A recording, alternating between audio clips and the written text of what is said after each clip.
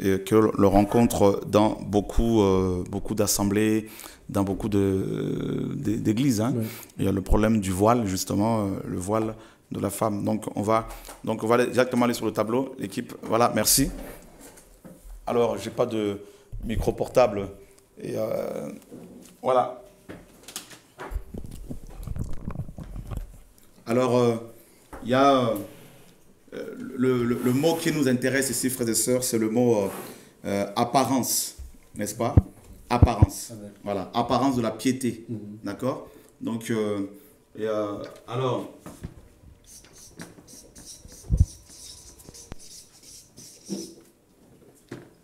le mot apparence ici vient d'un terme grec. Vous savez que les écrits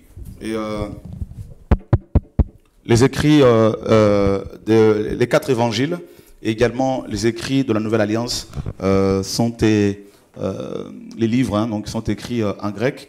Alors le mot apparence dont il est question dans 2 Timothée 3 ici vient de morphosis. D'accord? Morphosis. Donc d'où la morphologie. D'accord? Et ça c'est du grec.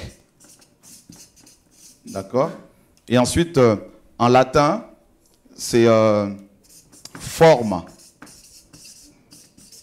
D'accord? C'est du latin. Voilà. Donc, donc, nous avons ici, en fait, un terme, le formalisme. Hein, formalisme, tout ça. Et l'accent excessif sur, n'est-ce pas, les apparences, sur la forme extérieure. Hein, donc, de la chrétienté, de la foi.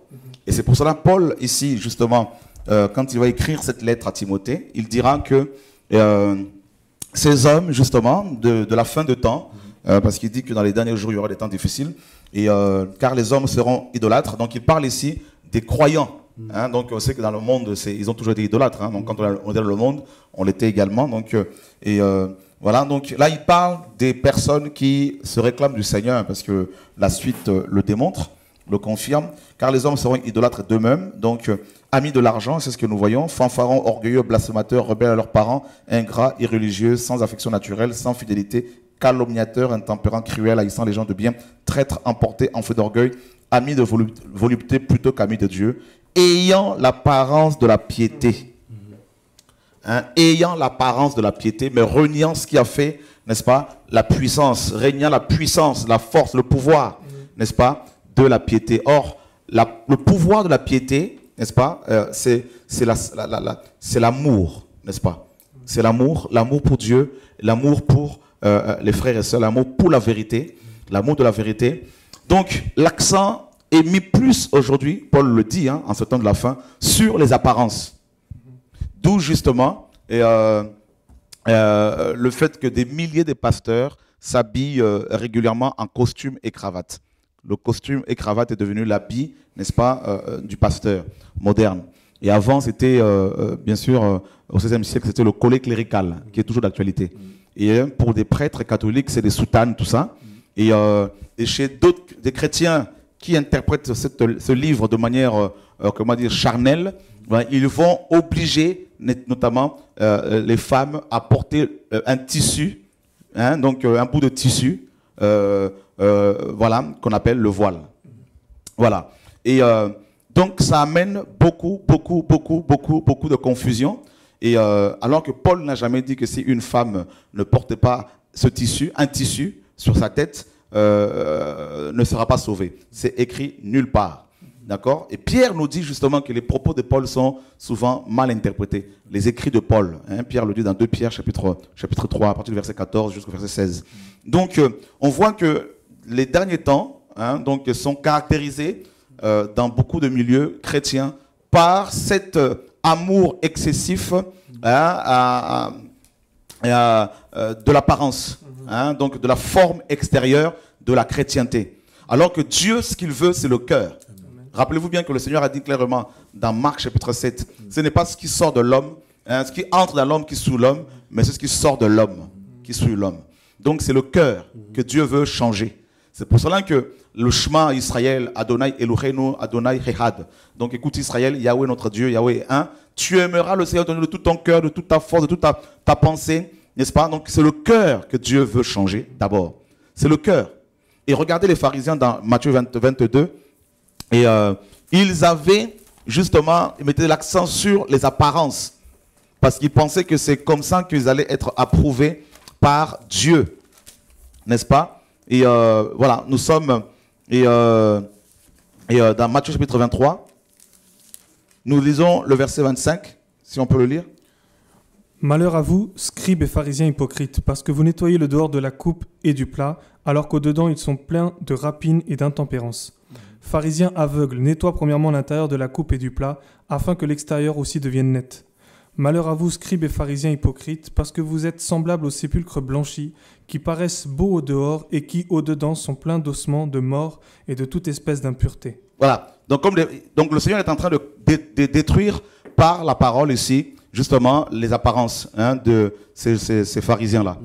Donc avant de développer sur le voile rapidement, je voudrais d'abord insister sur l'apparence. D'accord? Parce qu'il n'y a pas un signe dans la Bible, dans la Nouvelle Alliance, il n'y a pas un signe physique extérieur qui doive nous faire reconnaître comme étant enfants de Dieu. D'accord? Nous avons un sceau, le sceau de Dieu, qui est un sceau spirituel, Amen. Qui est le Saint-Esprit. Donc le sceau, selon Éphésiens 1:13 et 4:30, c'est le Saint-Esprit qui est notre sceau. Il est esprit, donc il n'est pas physique. Donc, le sceau est l'acte qui authentifie, n'est-ce pas? Le sceau est la signature qui authentifie un acte. D'accord? La signature qui authentifie un acte. Donc, celui qui atteste que nous sommes de Dieu, c'est le Saint-Esprit. D'accord? Ce n'est pas un habit, une façon de s'habiller. Il faudrait que les chrétiens comprennent l'évangile. C'est important. Le Seigneur disait, mes paroles sont esprit et vie. Donc, le Seigneur a dit aux pharisiens, vous êtes comme des tombeaux blanchis, et alors qu'au-dedans, vous êtes remplis, n'est-ce pas, d'hypocrisie, tout ça. Et ensuite, voilà, qu'est-ce que la parole nous dit par la suite? Nous sommes dans Romains. L'apôtre Paul aussi a parlé là-dessus, sur les apparences. Dans Romains, et chapitre 2, versets 28 à 29. Car le juif, ce n'est pas celui qui en a les apparences, et la circoncision, ce n'est pas celle qui est visible dans la chair. Mais le juif, c'est celui qui l'est intérieurement, et la circoncision, c'est celle du cœur, selon l'esprit, et non selon la lettre. La louange de ce juif ne vient pas des hommes, mais de Dieu. Car le juif, ce n'est pas celui qui en a les apparences. Voyez? Donc, Paul ici, effectivement, dénonce le formalisme. Donc, l'apparence de la piété correspond aux vêtements des brebis, effectivement. Le Seigneur dit dans Matthieu 7, gardez-vous des faux prophètes, ils viennent en vous en vêtements des brebis. Mais au fond d'eux, ce sont de lourds ravisseurs. Donc l'accent est mis sur les apparences. Et vous allez voir, je ne sais pas si on peut avoir des images par rapport aux apparences de la piété que l'on retrouve ici. Là, c'est possible, c'est pas possible, c'est pas grave. Tel que le voile, tout ça, on verra. Donc, vous allez voir des sectes comme le christianisme céleste, par exemple, où les gens vont s'habiller en blanc. D'accord? Donc, parce que le blanc est l'image de la pureté dans la Bible. Donc du coup, en s'habillant comme ça, ils peuvent tromper les gens et parce qu'ils mettent l'accent sur les apparences. Vous allez voir, dans d'autres sectes, ils s'habillent en rouge, d'autres c'est en vert, n'est-ce pas? Donc d'autres ont des tenues, comme dans l'armée. Et parce que tout ça, les gens cherchent l'homme cherche à ce qu'il frappe le regard. Le prophète Samuel était tombé aussi dans ce piège dans 1 Samuel, n'est-ce pas, 16, quand il est allé oindre David, quand il a vu le frère de David, Eliab, il a cru que c'était vraiment un homme de Dieu parce qu'il a vu son apparence et Dieu lui dira, l'homme considère ce qui frappe le regard, les yeux, mais Dieu regarde au cœur. Il sonde le cœur et les reins. Amen. Donc les apparences, voilà, donc sont dénoncées dans les Écritures et voilà pourquoi ceux qui sont attachés aux apparences, n'est-ce pas, à la forme extérieure de la vie chrétienne, de la chrétienté, ils vont condamner des femmes qui ne portent pas un tissu qu'on appelle le voile. Parce que ce sont tout simplement des religieux qui interprètent Paul de manière religieuse. Et voilà. Et voilà. Donc, nous sommes justement dans 1 Corinthiens en question. 1 Corinthiens chapitre 11. Et voilà. nous lisons à partir du verset, n'est-ce pas, 3. Mais je veux que vous sachiez que Christ est le chef de tout homme, que l'homme est le chef de la femme et que Dieu est le chef de Christ. Tout homme qui prie ou qui prophétise ayant quelque chose sur la tête déshonore son chef. Toute femme, au contraire, qui prie ou qui prophétise sans avoir la tête couverte déshonore son chef. C'est comme si elle était rasée. Car si une femme n'est pas couverte, qu'on lui coupe aussi les cheveux. Or, s'il est honteux pour une femme d'avoir les cheveux coupés ou d'être rasée, qu'elle se voile. Car pour ce qui est de l'homme, il ne doit pas couvrir sa tête vu qu'il est l'image et la gloire de Dieu, mais la femme est la gloire de l'homme. Parce que l'homme n'a pas été tiré de la femme, mais la femme a été tirée de l'homme. Et aussi, l'homme n'a pas été créé pour la femme, mais la femme pour l'homme. C'est pourquoi la femme, à cause des anges, doit avoir sur la tête une marque de l'autorité de son mari dont elle dépend. Ok. Alors ici, David, on nous parle du voile par rapport aux femmes qui ont des maris et non aux femmes célibataires. Si nous restons dans le contexte de la parole de Dieu. Parce que nous voulons comprendre l'évangile. Nous ne voulons pas mélanger la parole de Dieu. Donc, Paul parle du voile ici par rapport aux femmes mariées. Et le grec le dit également là. La femme, à cause de son mari, doit avoir sur sa tête, et à cause des anges, n'est-ce pas, la marque de l'autorité dont elle dépend. D'accord? Est-ce que tu peux relire ce passage-là, s'il te plaît, David? Toute femme, au contraire, qui prie ou qui prophétise sans avoir la tête couverte déshonore son chef, c'est comme si elle était rasée. Car si une femme n'est pas couverte, qu'on lui coupe aussi les cheveux. Or, s'il est honteux pour une femme d'avoir les cheveux coupés ou d'être rasée, qu'elle se voile. Car pour ce qui est de l'homme, il ne doit pas couvrir sa tête, vu qu'il est l'image et la gloire de Dieu, mais la femme est la gloire de l'homme. Ensuite, parce que l'homme n'a pas été tiré de la femme, mais la femme a été tirée de l'homme. Et aussi, l'homme n'a pas été créé pour la femme, mais la femme pour l'homme. C'est pourquoi la femme, à cause des anges, doit avoir sur la tête une marque de l'autorité de son mari dont elle dépend. À cause des anges, doit avoir sur sa tête la marque de l'autorité de son mari. Donc, l'autorité de son mari dont elle dépend. Donc, demander aux jeunes filles de porter un tissu sur la tête alors qu'elles ne sont pas mariées, c'est être anti-biblique, c'est être anti-Christ. D'accord? Parce que Paul nous dit ici, qu'il est question ici de la femme mariée qui dépend de son mari. C'est ce que les Écritures nous disent. C'est ce que le grec nous dit, mes amis, vous qui aimez la vérité. D'accord? Donc, 1 Corinthiens 11 ne concerne aucunement les jeunes filles qui ne sont pas mariées, encore moins les enfants. Nous devons être dans la parole de Dieu. Nous devons revenir à la Bible. D'accord? Donc, demander aux jeunes filles qui ne sont pas mariées de porter un tissu sur la tête, c'est être contre la parole de Dieu. C'est être contre la Bible parce qu'elles ne dépendent pas de l'autorité d'un homme dans la mesure où elles ne sont pas mariées. Elles n'ont pas de mari. Donc là, il est question des femmes mariées. Tout comme dans 1 Corinthiens 14, quand Paul parlait par rapport aux femmes qui devaient se taire, parce qu'elles devaient se faire former, enseigner par leur mari à la maison.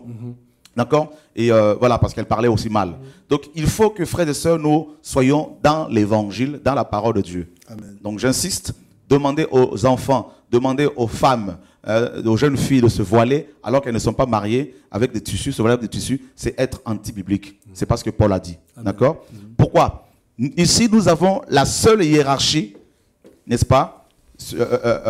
Comment dire? Humaine, dans la Bible.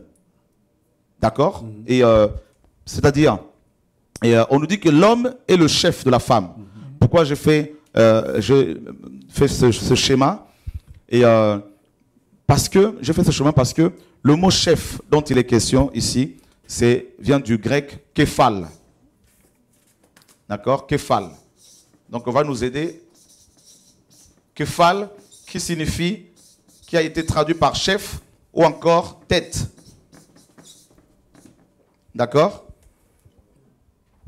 Donc, képhal, chef ou encore tête. Donc, en quelque sorte, Dieu est la tête de Jésus-Christ en tant qu'homme. Christ en tant qu'homme. Christ est la tête de l'homme. L'homme est la tête de la femme. C'est pour cela que Christ nous dit est la tête de l'Église. L'Église est la femme de Christ. D'accord? Voilà. Donc, et on retrouve ce mot-là grec, képhal, aussi dans pas mal d'endroits dans la Bible. Quand dans Éphésiens ou dans Colossiens, il est dit que Christ est le chef de l'Église. le chef du corps de l'église, c'est-à-dire littéralement la tête. D'accord? Voilà. On a 1 Corinthiens, quand on dit la tête, c'est la tête dit que la tête ne peut pas dire qu'elle n'a pas besoin des pieds. Hein? Donc c'est le même mot grec, képhal. D'accord? Donc on comprend ici, David et Joël, que dans 1 Corinthiens 11, Paul parle de la relation familiale entre l'homme et la femme. D'accord? L'homme et la femme. Alors quand on va dans l'histoire de Corinthe, parce que cette épître n'était pas adressée d'abord aux Africains ou aux Européens, mais d'abord aux Corinthiens, aux Grecs. Et quand on va dans l'histoire de Corinthe, on s'aperçoit qu'il y avait justement, n'est-ce pas, beaucoup de prostituées là-bas. Et ces prostituées étaient rasées. Le rasage du crâne était la marque, n'est-ce pas, de prostituées. Donc les femmes rasées étaient d'emblée prostituées. Alors, Paul, justement, parle du désordre qu'il y avait dans ces assemblées-là de Corinthe.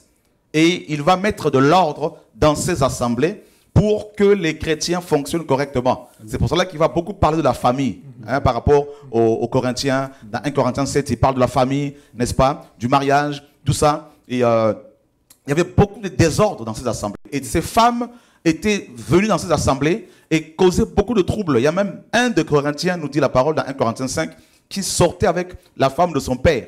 Donc il y avait vraiment beaucoup de désordre. Et Paul écrit ici pour mettre de l'ordre. D'accord? Et ensuite, quelle est la conclusion de Paul par rapport au voile? Verset 11. Verset 11. Toutefois, dans le Seigneur, l'homme n'est pas sans la femme, ni la femme sans l'homme. Car comme la femme est par l'homme, de même l'homme est par la femme, et tout cela procède de Dieu. Jugez-en vous-même. Est-il convenable que la femme prie Dieu sans être couverte? La nature elle-même ne vous enseigne-t-elle pas que c'est une honte pour l'homme d'avoir des cheveux longs, mais que c'est une gloire pour la femme de porter des longs cheveux, parce que la chevelure lui a été donnée pour lui servir de voile? Ok. Paul, la conclusion de Paul, c'est quoi? C'est une honte pour l'homme d'avoir de longs cheveux. Mais par contre, pour la femme, ce n'est pas une honte, parce que sa chevelure naturelle lui a été donnée en guise de voile. Donc les cheveux de la femme, Paul dit, c'est son voile. Voilà la conclusion de Paul, frères et sœurs. D'accord? Ce n'est pas le bout des tissus que vous devez mettre sur vos têtes, mais c'est vos propres cheveux qui constituent un voile naturel que Dieu vous a donné. Voilà l'évangile, mes amis. Voilà ce que la parole nous dit. Maintenant, si une femme mariée dit, moi je veux me couvrir avec un tissu, ça c'est sa conviction personnelle. Il ne faut pas qu'elle l'impose aux autres, qu'elle en fasse une doctrine. Parce que Paul n'a jamais enseigné cela. Paul n'a jamais dit que si une femme ne porte pas un tissu, n'ira pas au ciel. Ce sont des interprétations complètement humaines et charnelles. Je dirais même plus loin, diaboliques, qui condamnent des femmes, qui condamnent les filles d'Abraham, qui condamnent les enfants de Dieu, nos sœurs. Voilà. Donc on voit bien que dans 1 Corinthiens 11, mes frères et sœurs, vous qui nous suivez, il est question de la chevelure de la femme et la femme aussi mariée qui dépend de l'autorité de son mari. Et Paul dit à cause des anges. Pourquoi à cause des anges? Paul se réfère certainement, selon les commentateurs bibliques, et je le crois aussi, il se réfère certainement à Genèse chapitre 6.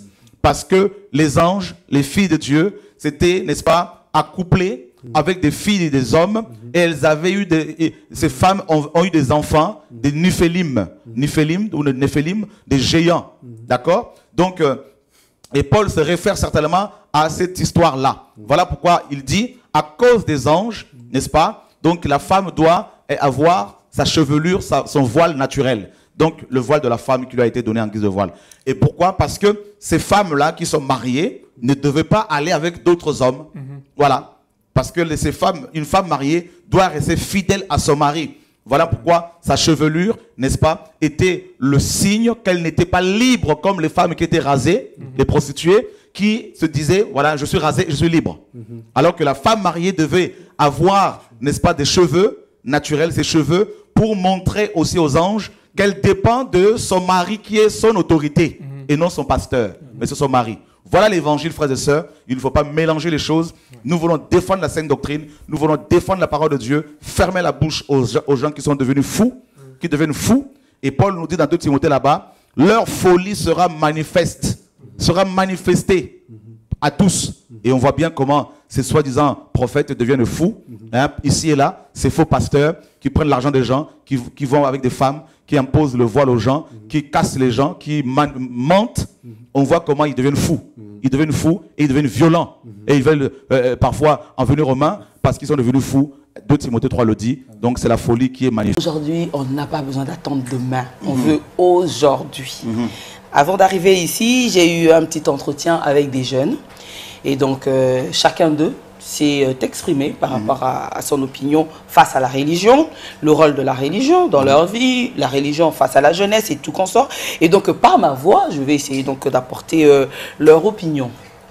Voilà. Il y a un des jeunes, il me suit sur moi parce qu'ici on a un problème, il faut dire qu'on est en Afrique, hein, donc c'est pas très facile de venir devant la télévision, dire que moi si, moi ça. Donc souvent ils préfèrent se cacher derrière la télévision. Bon, c'est ce que je dis aussi, si ce Dieu-là doit faire pour vous. Je sais pas si vous devez vous cacher derrière vos problèmes, mais bon bref, on saura tout à l'heure. Moi, je ne fais que parler à votre place. Voilà. Alors, il y a un jeune, il dit ceci. Dieu, on sait qu'il existe. On sait qu'il fait des grandes choses, la preuve, il nous a créés. Mais seulement, quand on s'accroche à lui, c'est lent. Et quand on voit ailleurs, c'est plus rapide, quoi. C'est speed, quoi. C'est-à-dire qu'on veut obtenir ceci en peu de temps, tu l'as. Tu veux faire ci, tu l'as. Si tu veux avoir une voiture, tu l'as. Si tu veux...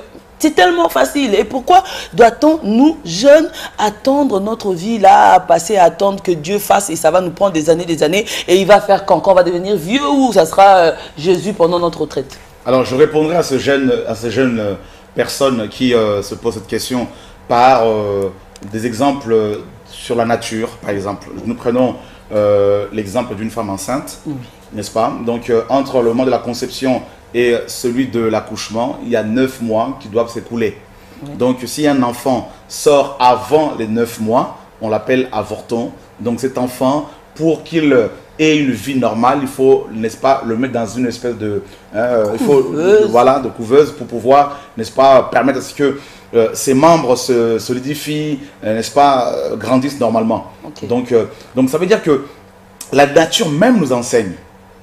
Vous voyez, si ces jeunes sont aujourd'hui en vie, c'est parce que ils ont suivi un processus naturel, 9 mois de grossesse, de gestation. Et c'est pour cela qu'ils sont en vie. Donc, si maintenant ils veulent défaire ce processus, n'est-ce pas, ils vont finir comme beaucoup, malheureusement, qui ici et là deviennent fous parce qu'ils veulent avoir beaucoup de richesses en un temps suffisamment court. Donc, ils vont devoir, mais malheureusement, faire allégeance à Satan. Ils vont rentrer dans des pratiques sataniques, tout ça. Et ils vont malheureusement perdre leur vie terrestre et aussi la vie après la mort. Parce qu'il y a une vie après la mort. Oui, mais c'est ça le problème. Parce que cette vie après la mort, je ne pense pas que vraiment la jeunesse d'aujourd'hui peut en prendre conscience. Parce qu'en fait, leur problème, c'est que si Dieu permet que d'autres qui n'ont pas eu à étudier vont chercher ailleurs à travers des sectes et tout consort pour gagner la vie, et ça marche. Et pourquoi eux, en retour, doivent attendre et se dire que Dieu va faire, et pendant que Dieu ne fait pas? Justement, comme je disais, c'est le même processus. C'est-à-dire, Satan, il donne tout de suite. N'est-ce pas? Il donne tout de suite, mais par contre, il te dit pas forcément. Il va te demander des sacrifices, genre, un jeune va rentrer dans une secte pour avoir rapidement de l'argent ou un poste. Il va avoir certainement ces choses-là, mais c'est éphémère. On va lui donner en échange de sacrifier un membre de sa famille, n'est-ce pas? Et on va lui demander un coq, un mouton. Lui pense qu'il va croire, ce jeune, il va croire que c'est un mouton véritable, physique, mais en fait c'est son père, sa mère. Et par la suite, Satan va lui réclamer en même temps 30 ans ou 40 ans de sa vie. Et s'il arrive à négocier avec Satan, il va donner, n'est-ce pas, toute sa postérité. C'est pour cela qu'on a des familles où il y a des femmes qui sont belles, elles n'arrivent pas à se marier, parce que les parents pratiquaient ou pratiquent la sorcellerie, n'est-ce pas? Donc c'est des semences, et il y a des conséquences terribles. Et il faut comprendre une chose, moi-même qui parle, je fus aussi jeune, j'étais jeune. Et si je me permets, j'ai une photo de moi étant jeune sur Paris. Vous voyez, donc je ne sais pas si on peut montrer ça à la jeunesse. Donc ça c'est moi, il y a 21 ans. Eh ben dis donc, sur Paris. Un look d'enfer. Un look d'enfer, un caïd. Ah ça. J'avais de l'ox, je faisais du break, je faisais de la New Jack. Oh. Je faisais de la danse, des concours de danse, du break, le Smurf, tout ça. Donc je dansais sur, à l'époque, Ragamuffin, tout ça. On était les premiers à danser sur cette musique. J'animais des soirées, j'étais dans des soirées rap cool, tout ça. Oui. Donc j'ai côtoyé dans une boîte de nuit sur Paris le bain douche Joe Star de NTM, Yes. n'est-ce pas? Toumba Moïse de Tribal Jam à l'époque. Et voilà, donc je faisais de la gonflette. Donc j'étais gonflé, Oui. j'étais un bagarreur. À la sortie de l'école, à la sortie du bahut, Oui. donc de l'école, il fallait que la police française anticipe 1 heure avant la sortie parce que je me battais tout le temps. Vous voyez? Donc j'avais un Magnum 737 automatique, un pistolet. Donc j'allais braquer avec. Ça c'était ma vie, donc j'étais très connu, j'avais une boucle d'oreille et on m'appelait partout Chora Chora le bagarreur. Et j'avais une bande de 20 jeunes avec moi et très connu à Palaiseau, donc en banlieue sud de Paris. Donc on était à 21 ans parmi les grands délinquants de France. Et j'avais une clé qu'on appelait passe-partout, qui ouvrait tous les immeubles de France. Voyez? Donc, je suis passé par des choses terribles. Et ma vie, c'était Tupac, R. Kelly, Public Enemy, Black Street, tout ça. Et ça, c'était Chora, TLC à l'époque. En tant que le professeur était branché. Foxy Brown, tout ça là. Donc, j'étais branché Ouais. de l'autre côté. Jusqu'à ce que Dieu, j'avais au moins plus de 5 nanas. Wow. Je collectionnais les femmes. Eh ben dis donc. Voilà, donc, le lundi soir au bain douche, tous les week-ends c'était au Cap Sud, une boîte de nuit antillaise. Jusqu'à ce qu'un jour, indépendamment de ma volonté, je me suis retrouvé dans l'au-delà. Ok. J'ai vu l'enfer.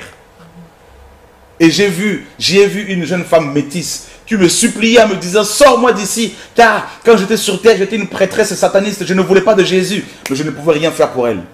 Et on m'a ramené sur terre. Et là, Jésus-Christ m'est apparu, il m'a dit, va et annonce ma parole. Et j'ai enlevé mes locks, j'ai commencé à annoncer la parole, et beaucoup de jeunes délinquants comme moi ont commencé à se tourner vers le Seigneur. Et j'ai compris que, mes amis, les jeunes qui nous suivent, j'ai compris que en dehors de Jésus-Christ, qui est la véritable star, il n'y a rien d'autre. Eh ben, Et je kiffe Jésus depuis c'est une histoire d'amour, et j'ai réalisé à quel point, étant jeune, on peut vivre dans la sanctification, dans l'amour pour Dieu et pour son prochain, pour ses parents, et tout en s'attendant au Seigneur. Donc, de formation, je suis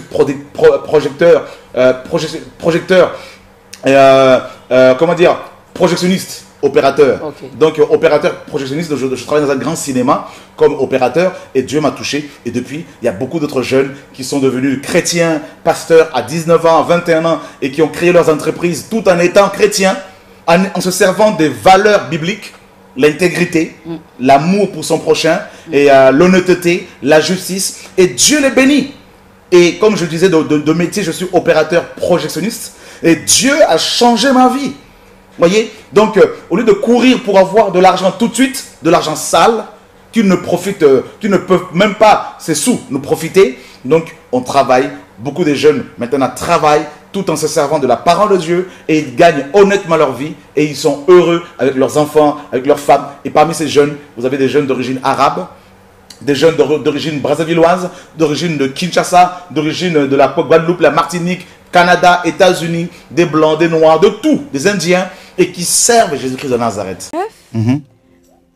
1 à 2, il y a écrit « Jésus vit en passant un homme aveugle de naissance. Ses disciples lui posèrent cette question. Rabbi, qui a péché, cet homme ou ses parents pour qu'il soit né aveugle ?» Et en fait, ma question, c'est pour savoir pourquoi il dit cet homme puisqu'il est né aveugle. Comment il aurait pu pécher s'il est né comme ça? Ok. En fait, c'est sûr que la question de disciples pouvait paraître un peu bête. Hein? Donc, qui a péché, cet homme ou ses parents pour qu'il soit né aveugle? Effectivement, donc cet homme ne pouvait pas pécher parce que s'il est né comme ça. Donc, mais nous savons tous que selon les Écritures, selon Romains 3, 23, il est dit que tous ont péché. D'accord? Tous ont péché et sont privés de la gloire de Dieu. Donc, à cause du péché d'Adam et Ève, donc nous naissons tous pécheurs. Voilà. Et la question de disciple n'était pas non plus n'était pas bête. Pourquoi? Parce que selon la loi de Moïse, la maladie était la conséquence du péché. Dieu le dit d'ailleurs dans Deutéronome chapitre 28. N'est-ce pas? Si vous vous détournez de moi, ben voilà les conséquences de votre désobéissance. Donc le Seigneur va citer un certain nombre de maladies. Voilà. Donc maintenant le Seigneur va dire non, c'est pas que lui et ses parents aient péché. C'est que Dieu a permis cela pour pouvoir se glorifier. Donc il y a une troisième possibilité. Voilà pourquoi les frères et sœurs, les gens qui aiment le Seigneur ne doivent pas baisser les bras face à l'adversité. Si vraiment vous craignez Dieu, parce que Dieu permet cela pour pouvoir se glorifier. J'enseigne dans un milieu de jeunes déficients intellectuels de 14 à 20 ans. C'est des jeunes qui sont un peu retardés, pas physiquement mais intellectuellement. Et quelquefois, il y a des jeunes qui sont vraiment animés par un esprit diabolique. Et des fois, ça me fait tellement mal de voir ces jeunes-là. Alors je me dis, Seigneur, pourquoi tu permets à ces enfants qui sont innocents d'être comme ça? Même si on dit très souvent que le péché, c'est de 3e et 4e génération, et que c'est nos arrière-parents qui ont péché, et que c'est les enfants qui subissent le sort des parents. Je me dis, mais Seigneur, pourquoi cela? Pourquoi cela? Et quelquefois, ça me fait tellement mal de voir qu'un grand gaillard de 1m90 qui a un niveau scolaire d'un enfant de 7 ans, 8 ans. Et ça me fait tellement mal. Alors je dis, Seigneur, pourquoi tu m'as ramené dans ce milieu-là? Pourquoi tu m'as appelé à enseigner dans ce milieu-là? Mais je sais que la réponse serait, oui, c'est parce que Dieu permet cela. Mais pourquoi le Seigneur permet cela? Voilà, c'est ça ma question. Il faut aller à l'origine, c'est le péché d'Adam et Ève. Voilà. C'est le péché d'Adam et Ève qui engendre toutes ces choses. Ce n'est pas forcément les parents qui ont péché comme dans Jean 9. On voit cet homme qui était né aveugle. Les apôtres posent la question au Seigneur qui a péché, lui ou ses parents, pour qu'il soit né ainsi. Le Seigneur a dit, ce n'est ni lui ni ses parents qui aient péché, mais Dieu a permis cela afin que sa gloire éclate. Voilà, il est souverain, mais toutefois, à la base, c'est Adam et Ève. Voilà. Donc, Romains 8 nous dit que la création tout entière a été soumise à la vanité, non de son propre gré, mais à cause de celui qui l'y a soumise, donc c'est-à-dire Adam. Voilà. Et c'est pour cela qu'il faut comprendre que quand le Seigneur appelle quelqu'un comme un chef, comme un visionnaire, tous les actes que la personne va poser auront des conséquences, soit négatives ou positives. C'est pour cela que Adam, en tant que premier gouverneur de la terre, n'a pas su gérer son ministère. Et à cause de sa chute, il a entraîné toute l'humanité à la vanité. Voilà. Vous m'expliquer, s'il vous plaît. Romains 7, verset 10. Autrefois, sans la loi, je vivais, mais quand le commandement vint, le péché reprit vie, et moi, je mourus. D'accord. Autrefois, je vivais. C'est ça, non?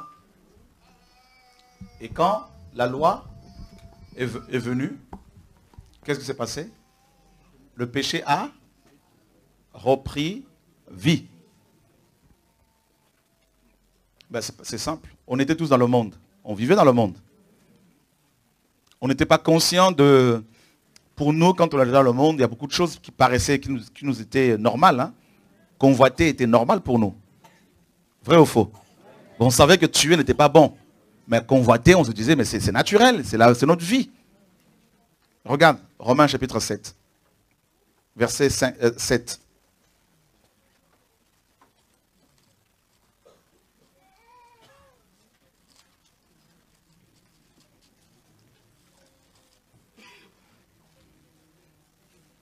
« 7. Tu peux lire, ma soeur? Ou je veux lire, c'est pas grave. Que dirons-nous donc? La loi est-elle péché? Loin de là. Mais je n'ai connu le péché que par la loi. Car je n'aurais pas connu la convoitise si la loi n'avait pas dit tu ne convoiteras pas. Donc vous voyez bien que quand on était dans le monde, convoiter pour nous était naturel, normal. Tu peux voir un homme passer, une femme passer ou une belle voiture, oh là là, tout ça. C'était normal. Mais quand la loi de Dieu, la loi morale, il est ici question de la loi morale. Il y a 3 types de lois, morale, cérémonielle et sociale ou civile. Quand la loi morale est venue, donc les 10 paroles notamment, tu ne tueras point, tu ne voleras point, tu ne convoiteras point, d'accord? Les 10 paroles. Quand cette loi morale fut promulguée par Moïse, eh bien cette loi amène, voyez, l'homme ici était là dans le péché, dans les ténèbres, dans sa vie normale, selon le monde, convoitant ici et là. Et la loi morale arrive telle une lumière pour révéler l'état réel de la personne. Et du coup, la personne réalise que la convoitise est un péché. Mais elle s'aperçoit en même temps que cette loi morale a tellement d'exigences. Ces exigences sont telles que cet homme est incapable de, n'est-ce pas, les satisfaire. Et automatiquement, elle est condamnée, cette personne. Elle se sent condamnée, donc elle est morte. D'accord? Et maintenant, voilà la loi morale, on peut aussi la comparer à un diagnostic qui va être fait sur un malade qui n'est pas conscient de sa maladie. Je prends l'exemple, une personne atteinte du VIH et qui l'ignore. Hein, donc, il y a du virus, la personne est en bonne santé, n'est-ce pas? Mais le virus, parce que le virus est endormi. Et quand elle va aller faire un examen, l'examen révèle qu'il y a un virus dans son corps qui sommeille. Et cette personne-là, qui était en bonne santé selon les hommes, selon elle-même, se sent automatiquement condamnée parce qu'elle est porteur, n'est-ce pas? Cet homme porteur de la mort. Et le virus, c'est l'image du péché. D'accord? Maintenant, la personne se sent condamnée. Comment faire maintenant pour être guérie? Il n'y a pas de guérison, on lui dit. Donc elle est condamnée. Donc le diagnostic, la loi morale, condamne la personne. Tue la personne pratiquement. Et maintenant, Dieu dans son amour, qu'est-ce qu'il va faire? Il va provisoirement donner le traitement, la trithérapie. Et la trithérapie, c'est quoi? C'est la loi cérémonielle. Les sacrifices d'animaux, provisoirement, ont été donnés, institués. Et chaque année, la personne devait, n'est-ce pas, suivre ce traitement-là. Le jour de Yom Kippour, le souverain sacrificateur entrait dans le Saint de Saints pour offrir des sacrifices. Et chaque année, à chaque fois qu'on offrait ce sacrifice, la personne se sentait condamnée parce que ses péchés étaient renouvelés. On lui rappelait son péché. Et maintenant, il faut le traitement définitif. Eh bien, le traitement définitif, c'est le sang de Jésus-Christ de Nazareth. C'est pour ça que quand Yeshua est venu, il a brisé tout ça là. Eh bien, Paul dit dans Romains chapitre 8, là-bas, au verset 1er, n'est-ce pas, la loi de l'Esprit en Christ m'a affranchi de la loi du péché. Il n'y a maintenant donc aucune condamnation pour ceux qui sont en Jésus-Christ et qui marchent, non selon la chair, mais selon l'Esprit. Voilà. Amen. Interpréter la parole de Dieu à tous azimuts, tout ça, et faire dire à Dieu ce qu'il n'a pas dit. Parce que la mauvaise interprétation de la parole de Dieu a donné naissance à toutes ces sectes que nous connaissons aujourd'hui. Toute cette division entre nous. Pourtant, il y a un seul message. Un seul message, ce livre. Rien qu'aux États-Unis, il y a plus de 32 000 dénominations. Rien qu'aux États-Unis.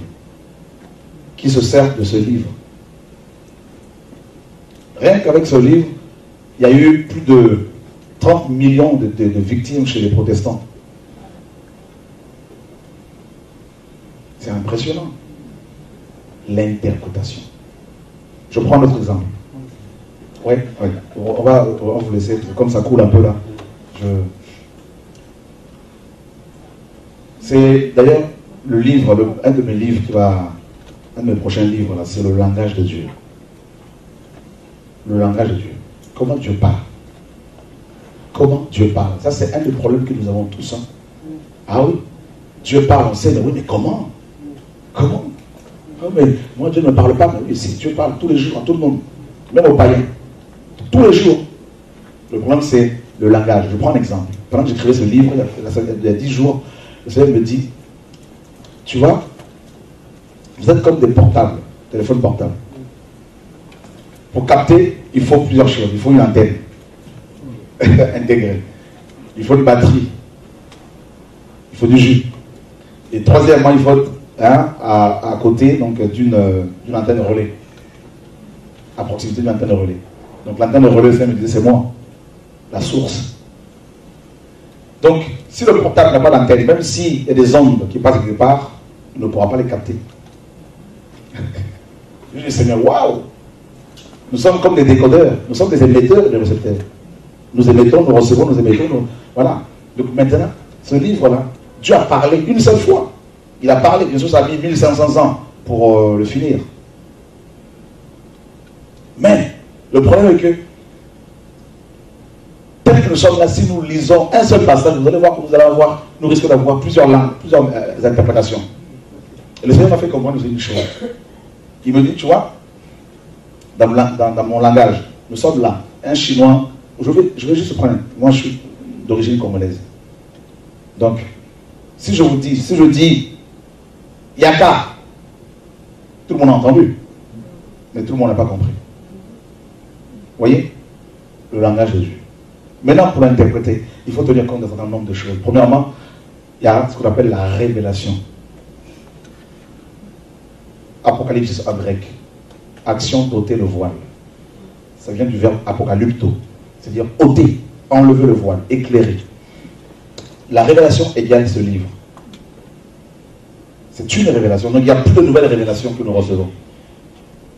Le canon biblique est complet. Donc il n'y a plus de révélation. Deuxièmement, il y a ce qu'on appelle l'inspiration. Toute écriture est inspirée de Dieu. Et troisièmement, il y a ce qu'on appelle l'illumination, photizo en grec. Donner, rendre évident. Nous avons besoin de l'illumination pour comprendre la révélation. C'est pour cela, une personne peut avoir bac plus 40. Si elle n'a pas l'esprit de Dieu, elle ne pourra pas comprendre ce livre. Elle va le comprendre intellectuellement, mais elle ne pourra pas percer la révélation, cette révélation. Donc il lui faut une illumination qui vient de l'esprit de Dieu. Ça, c'est les trois choses principales à connaître avant pour qu'on comprenne les Écritures. Il est dit par rapport à Daniel que, en fait, Dieu lui envoie Gabriel dans Daniel 9, 22. Gabriel dira à Daniel, j'ai été envoyé pour ouvrir ton intelligence, littéralement ton esprit, pour comprendre la révélation. Et dans Luc chapitre 24, verset 45, il est dit que le Seigneur a ouvert l'esprit des apôtres afin qu'ils comprennent les Écritures. Donc on ne peut pas le comprendre, ce livre, en allant dans les écoles théologiques. C'est l'erreur que commettent beaucoup les pasteurs. C'est pour cela qu'ils sont complètement endoctrinés, ils sont complètement envoûtés. Et quand ils sortent de là, ils vont envoûter les gens qui les écoutent. Ils pensent être sauvés, mais ils sont complètement envoûtés. C'est l'esprit babylonien, on va le voir tout à l'heure. Autre chose. Donc on a besoin de l'esprit pour comprendre ce message. Le Luc éthiopien lisait le prophète Ésaïe dans Acte 9. Il était instruit, mais il ne comprenait pas ce qu'il lisait. Il fallait quelqu'un qui avait reçu l'illumination pour lui expliquer la parole. Apollos enseignait exactement sur la personne de Christ. Mais quand Aquilas et Priscille l'ont entendu, dans Acte 18, il est dit qu'ils lui ont exposé avec exactitude l'enseignement sur Christ. Maintenant, il y a aussi le contexte historique qu'il faut respecter. Parce que c'est aussi un livre historique. C'est un livre prophétique, un livre historique parce qu'il y a une histoire derrière. Quand on parle des Corinthiens, il y a une histoire. Quand on parle de l'église d'Éphèse, il y a une histoire. Et on trouve cela dans les Actes des Apôtres. Il y a aussi le contexte linguistique. Ceux qui veulent défendre cette doctrine, il faut d'abord qu'ils soient remplis de l'esprit. S'ils ont la possibilité, il serait bien qu'ils travaillent tout petit peu le grec et l'hébreu. Et c'est pour cela que beaucoup de gens, n'ayant pas reçu une bonne instruction, n'étant pas remplis véritablement de l'esprit, essayent d'expliquer ce livre, étant prophète, apôtre, docteur, évangéliste, tout ce que vous voulez, eh bien, il faut dire à la parole ce qu'elle ne dit pas. Yeshua, dans Matthieu 5, 4, dans Matthieu 5, il se retrouve sur la montagne. Je crois que c'est la montagne des Oliviers. Et la Bible dit qu'il va enseigner en disant, vous avez appris, mais moi je vous dis. D'accord? Vous avez appris, mais moi je vous dis. Il est en train de changer le paradigme, il est en train de changer, d'accord, de modifier les choses. Et dans l'enseignement de Yeshua, justement, il a enseigné quoi? Il a enseigné l'amour. Deux choses, deux commandements.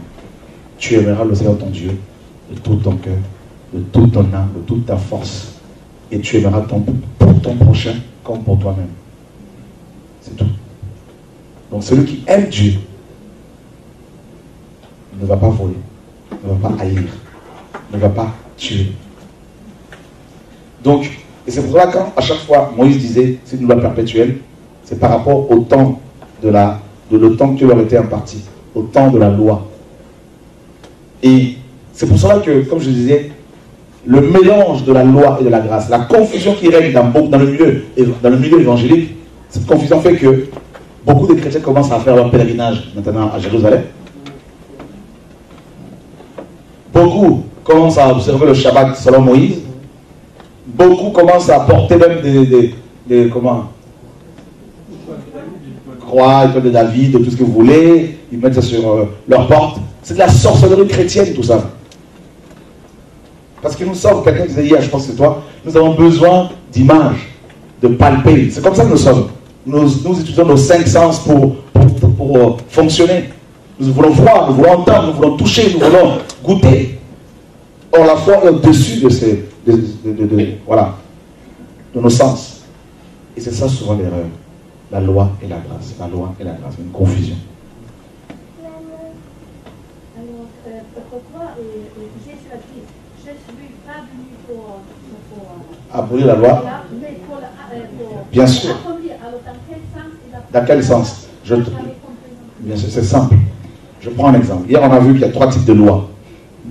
D'accord? Loi morale, loi cérémonielle et loi sociale ou civile. Quand le Seigneur disait qu'il n'était pas venu pour abolir la loi, mais pour l'accomplir, il voulait dire simplement qu'en fait, la loi cérémonielle, donc tout ce qui était sacrifice, tout ça préfigurait la mort de Christ. Nous sommes d'accord. Donc en fait, cette loi fut accomplie parfaitement. C'est pour cela sur la croix, dans Jean 19:30, le Seigneur a dit, tout est accompli. D'accord? Un travail accompli, c'est un travail achevé, donc on ne peut plus le faire. D'accord? Et vous verrez que par sa mort, ça va vous choquer, mais c'est écrit, par sa mort, Jésus a aboli la loi. Est-ce que vous savez, c'est écrit? Supprimé. Ah, Hébreux 9, effectivement. Éphésiens 2, anéanti. Ah oui. C'est pour cela, Paul disait aux Galates, le problème de... J'ai écrit un autre livre qui est sorti il n'y a pas longtemps. C'est une réédition, Église influente ou influencée. Et la plupart de nos églises sont influencées par la loi de Moïse aujourd'hui.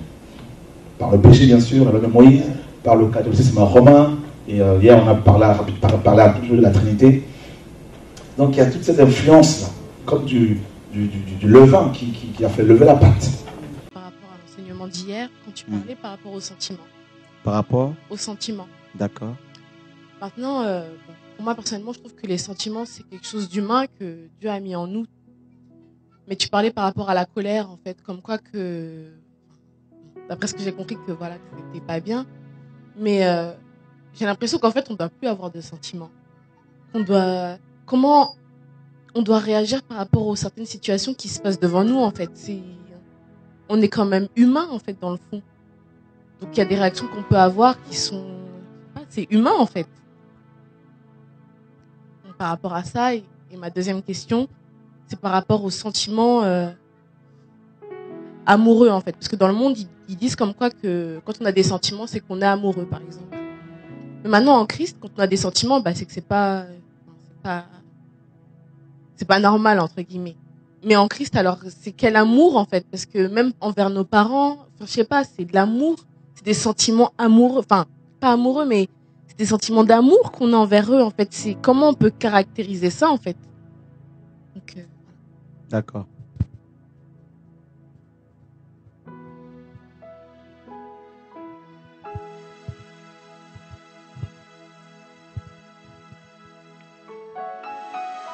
Est-ce qu'il n'y a pas longtemps, as-tu remis entre les mains de Dieu un frère? Hein? Lève-toi. Est-ce que tu as remis entre les mains du Seigneur un frère? Oui. Hein? Oui? On acclame le Seigneur.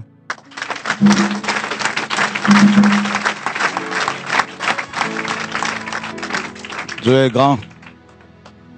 Parce que j'ai vu le Père assis sur son trône avec des bras, les mains comme ça, avec un frère. Tu peux te rasseoir.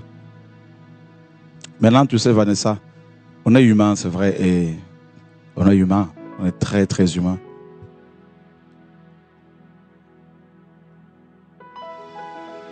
Le Saint-Esprit dans la joie, c'est cet après-midi.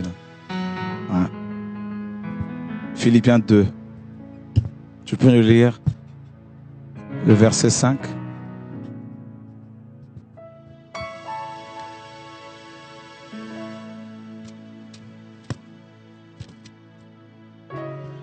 Philippiens 2, verset 5. Ayant en vous la pensée qui était en Christ Jésus.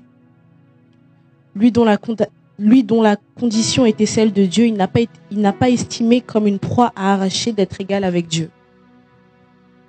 Ayez en vous les sentiments. Voilà les sentiments que nous devons avoir. Tu vois, non, Vanessa? Les sentiments qui étaient en Christ.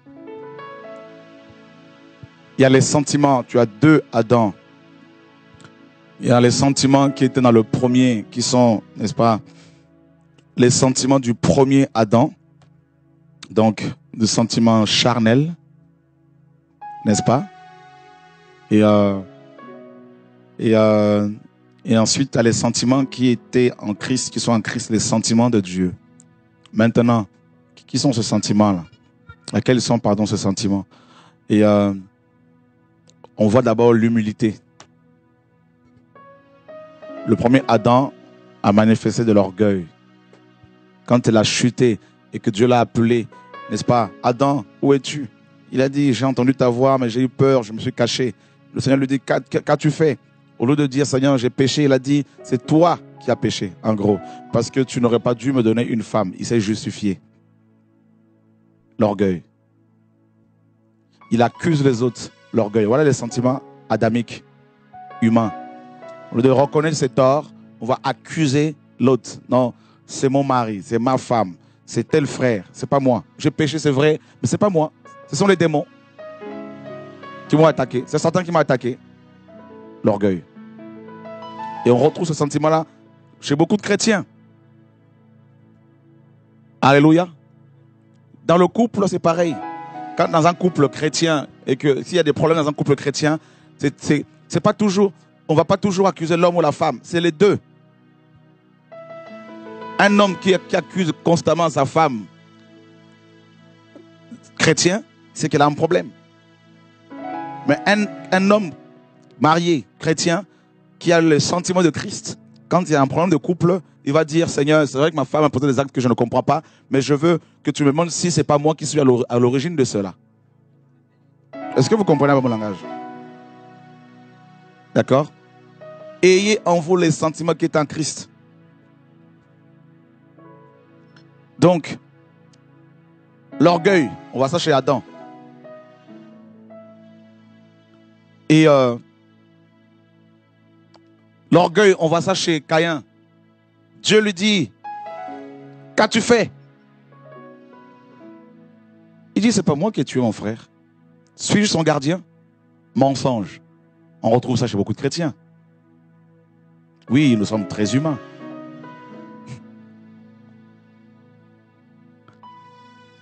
Ton téléphone sonne, dis-lui, je suis pas là, je suis pas là. Mensonge. Alléluia. Oui, nous sommes très humains, Vanessa. Et il se trouve que Dieu ne veut pas qu'on soit très humain. Dieu veut qu'on soit spirituel. Alléluia. Et Romains chapitre 8.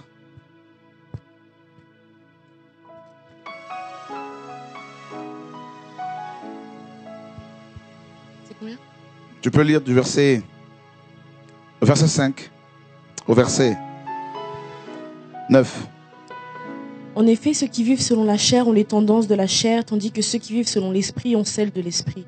Avoir les tendances de la chair, c'est la mort. Avoir celles de l'esprit, c'est la vie et la paix. Car les tendances de la chair sont ennemies de Dieu, parce que la chair ne se soumet pas à la loi de Dieu. Elle est en elle-même incapable. Or, ceux qui sont sous l'emprise de la chair ne peuvent plaire à Dieu. Pour vous, vous n'êtes plus sous l'emprise de la chair, mais sous celle de l'esprit, si du moins l'esprit de Dieu habite en vous. Si quelqu'un n'a pas l'esprit de Christ, il ne lui appartient pas. S'affectionner aux choses de la chair. Voilà les sentiments humains. La chair aime la télévision. La chair aime les films. La chair aime les choses du monde. La chair aime l'alcool. La chair aime manger. Voyez, non? Donc, la chair aime la convoitise. La chair, voilà. Et on ne peut pas être chrétien et s'affectionner à ces choses-là. Aimer ces choses. Oui, nous sommes humains. Et les sentiments de Dieu, c'est justement, Galates 5, 22, l'amour. L'amour n'est pas un sentiment. L'amour est une personne. 1 Jean 4, 8 nous dit que celui qui n'aime pas n'a pas connu Dieu, car Dieu est amour. D'accord? Donc c'est l'amour. Quand la Bible dit que le fruit de l'esprit, c'est l'amour, c'est Dieu d'abord. Dieu. Et l'amour, c'est quoi? L'amour, c'est Dieu. L'amour, c'est quoi? L'amour, c'est cette affection que nous avons pour le Seigneur, ce désir que nous avons en nous, qui nous pousse à lui plaire en tout le temps, à désirer, à chercher le plaire, à lui plaire. N'est-ce pas? Cet amour est, n'est-ce pas, cet amour transcende toutes les différences, n'est-ce pas, raciales, culturelles, voilà, linguistiques. Je t'aime non parce que tu es black, n'est-ce pas? Je t'aime parce que Dieu est à moi et c'est indépendant de ma volonté. Voilà. Tu vois? Donc, alors que dans le monde, on va aimer une femme parce qu'on a vu son physique en général. Voilà, ou un homme. Et c'est le regard, un regard charnel souvent que l'on a. C'est humain, c'est normal, parce qu'on est soumis à la loi du péché. Enfin, je veux dire, les hommes. La chair. La chair est soumise à la loi du péché. Donc, voilà. Mais, dans le Seigneur, une femme va aimer un frère, va tomber amoureuse d'un frère, non parce qu'il est beau, non parce qu'il est riche, non parce qu'il est blanc, non parce qu'il est noir, non parce que tout simplement, Dieu met cet amour dans son cœur pour cette personne, n'est-ce pas? Donc, tu comprends même pas, tu dis, mais c'est pas possible. Il n'a rien pour m'attirer, mais pourtant, je l'aime, mais un amour pur. Voyez? Donc, ce n'est pas un sentiment charnel qui te pousse à convoiter, à regarder les formes de la personne. Mais c'est un amour qui te... Quand tu vois la personne, tu te sens... Elle te pousse à aller vers le Seigneur. Voilà. Tu comprends ce que je suis en train de dire? Voilà. T'as eu ta réponse? Gloire à Dieu. Donc, quand tu ressens cela en tant que célibataire, ne pense pas que tu pêches. Mais c'est un sentiment qui te pousse à avoir des pensées impures, là, c'est pas Dieu. Voilà. Le baptême d'eau. J'aimerais savoir qui peut baptiser et dans quelle sorte d'eau on peut baptiser. Bonne question. Alors, il y a beaucoup de débats sur le baptême. Quand on était petit, quand on venait de se convertir en 86, les gens nous disaient, il faut vous faire baptiser dans l'eau qui coule. Absolument. Sinon, vos péchés ne vont pas couler.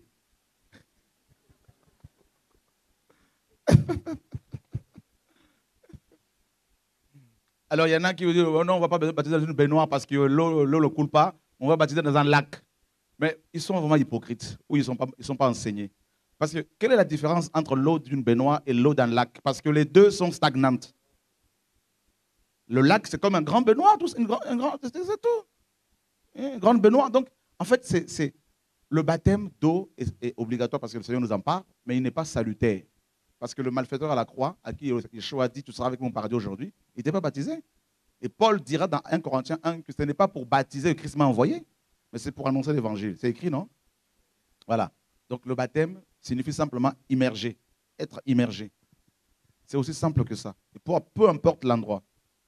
Voilà. Et qui peut baptiser? Jean 4 nous dit que tous les disciples de Jésus-Christ baptisés. Et qui est disciple de Jésus-Christ ici? Alors vous pouvez tous baptiser au nom de Jésus-Christ. Ça veut dire réellement louer Dieu. Est-ce que ça veut dire parler de lui? Ou est-ce que ça veut dire chanter pour lui? Ça veut dire quoi réellement louer Dieu? D'accord.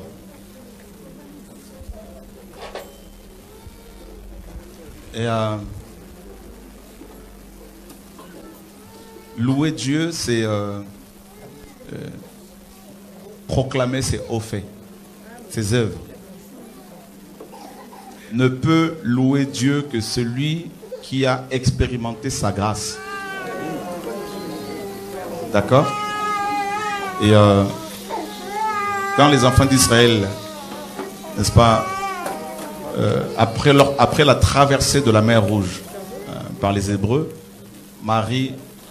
Myriam, sœur de Moïse, prophétesse, nous dit la parole, va prendre son tambourin et entraîner toute l'assemblée d'Israël à la louange. N'est-ce pas? Parce qu'ils venaient d'expérimenter un miracle de la part du Seigneur. Et ils ont loué Dieu, ses hauts faits, ses œuvres, ses actions. N'est-ce pas? Donc, si on te demande de louer Dieu alors que tu n'as pas expérimenté sa grâce, tu ne pourras pas le louer. N'est-ce pas? Donc, tu vas voir, je prends un exemple. On va pouvoir s'occuper des enfants si c'est possible. Tu rencontres un roi qui va user de la bonté envers toi, qui va te nourrir alors que tu es en galère, hein, tu souffrais, tu étais abandonné dans la rue et ce roi vient, il te reçoit chez lui, il te nourrit, il te protège, il te garde, il te défend. Qu'est-ce que tu vas faire en échange? Tu vas témoigner, non? Partout. Oh, vraiment, il est bon, vraiment, il est magnifique, il est compatissant, tout ça. Mais c'est ça la louange. Voilà. Et l'adoration, c'est le fait de dire ce que Dieu est. Il est bon, il est mon créateur. Et voilà. Louer, c'est dire ce que Dieu a fait. Adorer, c'est dire ce que Dieu est. Dieu a fait ça, Dieu a fait ça, Dieu a fait ça. Je le loue. Dieu est amour, je l'adore. Dieu est bon, je l'adore. Dieu est saint, je l'adore. D'accord? Donc c'est louer, c'est pas chanter, nécessairement.